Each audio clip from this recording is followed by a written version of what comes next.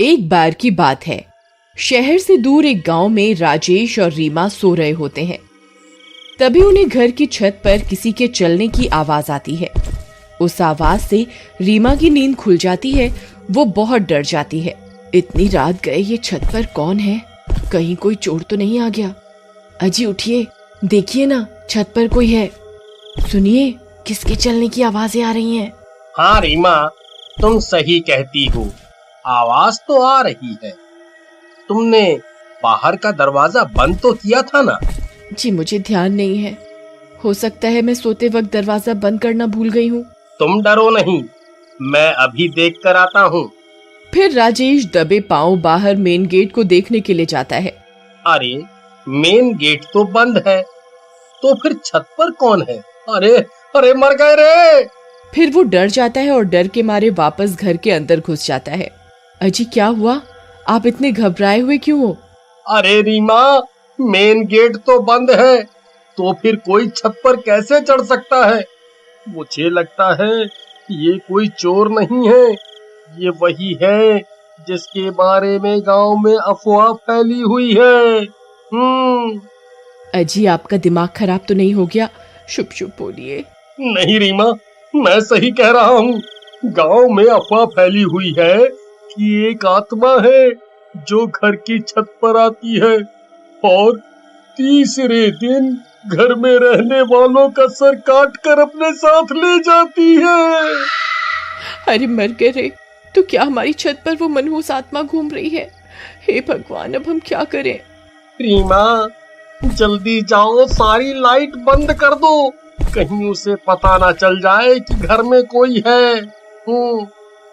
फिर रीमा घर की सारी लाइट बुझा देती है और वो दोनों एक कंबल के नीचे छिप जाते हैं। वो चुड़ैल रात भर उनकी छत पर इधर उधर मंडराती रहती है।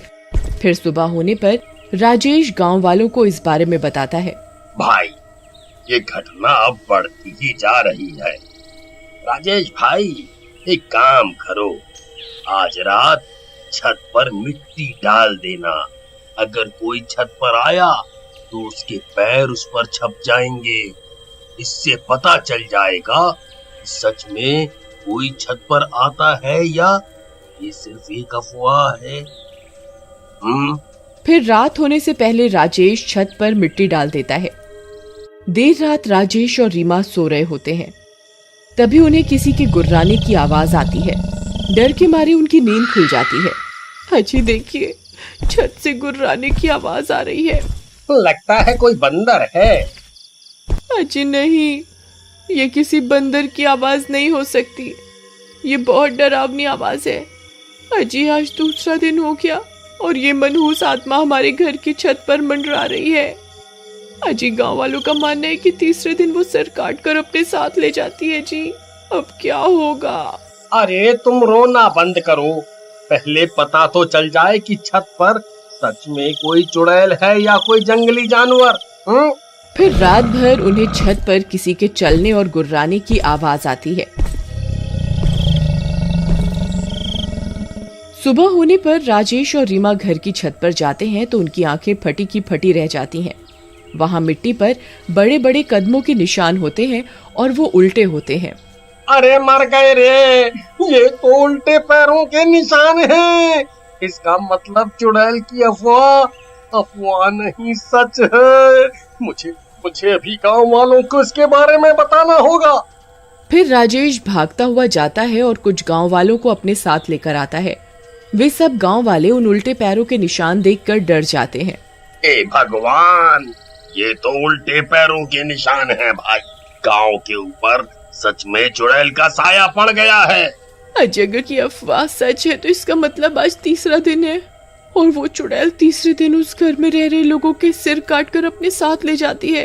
राजेश भाई, मेरी मानो तो तुम आज ही ये घर छोड़ दो, नहीं तो आज का दिन तुम दोनों की जिंदगी का आखिरी दिन साबित होगा। नहीं, मेरे हिसाब से ये जरूर किसी की शरारत है। मुझे लगता है कोई हमसे हमारा घर खाली करवाना चाहता है ताकि हम डर के मारे इस घर को औने पौने दामों में बेचकर चले जाएं। अजी आपका दिमाग खराब हो गया है। अगर सच में चुड़ैल हुई तो आज वो हमारे सर काट कर अपने साथ ले जाएगी। तुम घबराओ नहीं, मेरे पास एक तरकीब है। गांव वालों, आज रात को तुम मेरे घर के आसपास ही रहना।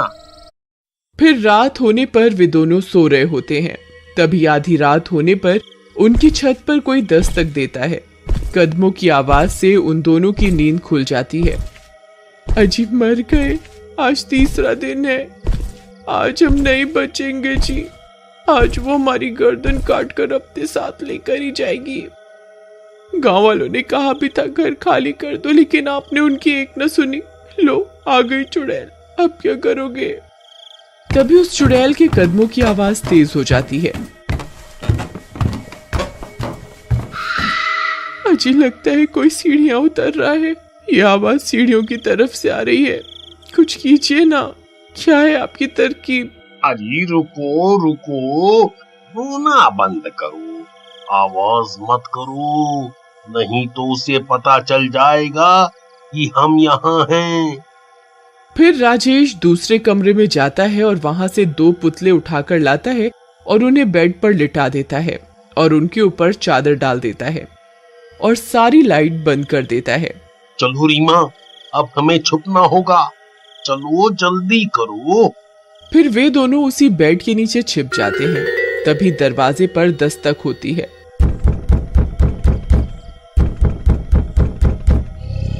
अरे मर गए रे, ये वही चुड़ैल है जी। चुप रहो, आवाज मत करो, हो सकता है वो दरवाजा ना खुलने पर चली जाए। फिर कुछ देर दरवाजा खटकता रहता है और जोर की आवाज आती है और दरवाजा टूट जाता है।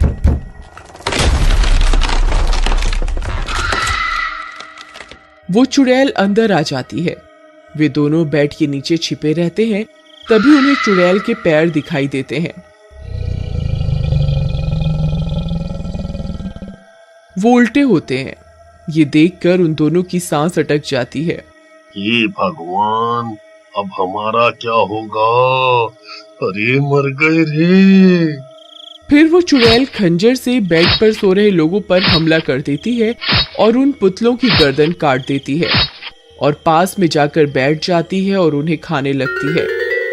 लेकिन जल्दी ही उसे एहसास हो जाता है कि वो किसी इंसान के सिर नहीं है, उसके साथ धोखा हुआ है। वो बहुत गुस्से में आ जाती है। धोखा, धोखा, मेरे साथ धोखा करते हो इंसानों, ये तुमने ठीक नहीं किया।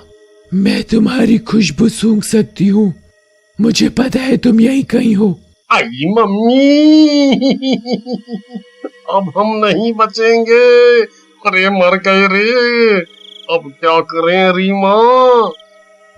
अजी ये आपकी तरकीब थी, अब आप ही बताओ क्या करना है।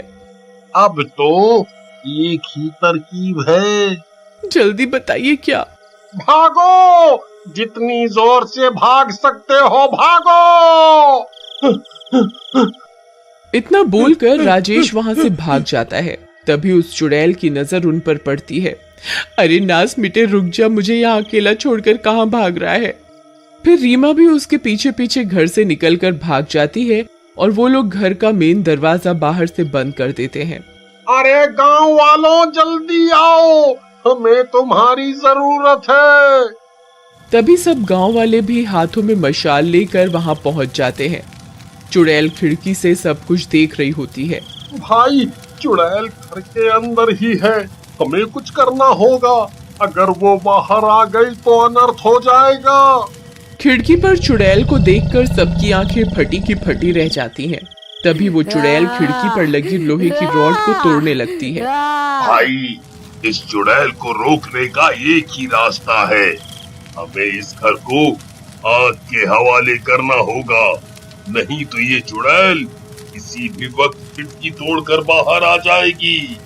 फिर सब गांव वाले मिलकर घर को आग के हवाले कर देते हैं।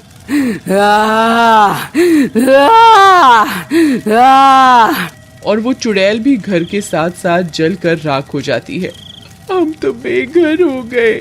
तुम घबराओ नहीं, हम सब गांव वाले मिलकर तुम्हारा घर फिर से बनाएंगे। फिर सब गांव वाले मिलकर उनका घर फिर से बना देते